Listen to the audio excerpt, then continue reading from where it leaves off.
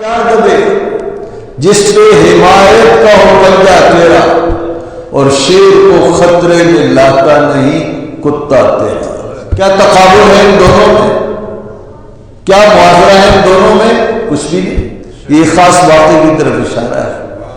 حضرت سیدنا احمد جام ایک بہت بڑے بزرگ تھے، اتنے بڑے بزرگ تھے، وہ جہاں تشریف لے جاتے شیر پر بیٹھ کر جاتے تھے، شیر کی سواری فرماتے تھے۔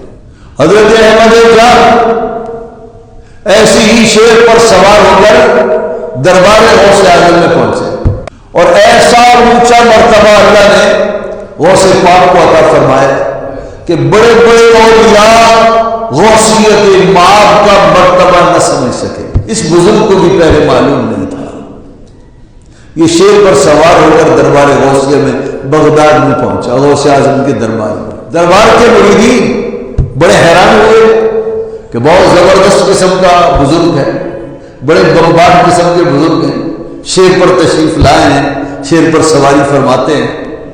انہوں نے فرمایا جاؤ اپنے مرشد سے کہو ہم آئے، لہذا ہماری مہمانی پیش کی جائے اور ہماری سواری کی مہمانی پیش کی جائے۔ سیدنا غوث اعظم کی خدمت میں دربار کا ایک مرید گیا، عرض کیا حضور ایسے بزرگ تشریف لائے، وہ فرما رہے ہماری مہمانی لاؤ اور ہماری سواری کی مہمانی۔ آپ نے فرمایا کیا؟ ان سے پوچھو آپ کی سواری کی کیا خدمت کی جائے؟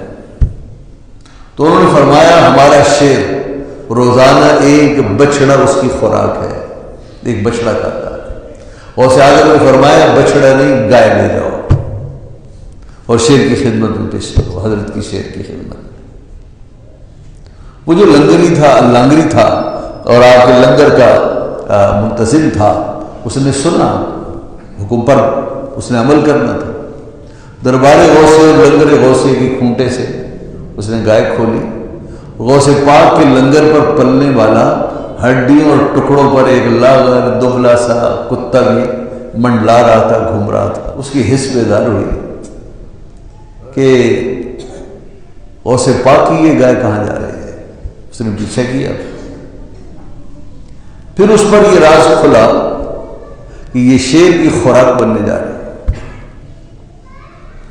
جیسے ہی شیر نے تیاری کی کہ گائے پر حملہ آور ہو، کتے نے ایک ہی جست میں شیر کا کام تمام کر دیا، اسے چیر پھاڑ کر رکھ دیا۔ حضرت احمد جام کی چیخ نکلی، فرمانے لگے سبحان اللہ، جس لنگر پر پلنے والے کتے کی طاقت کا یہ عالم ہے، اس دربار کے شیخ کی شان ولایت کیا ہو۔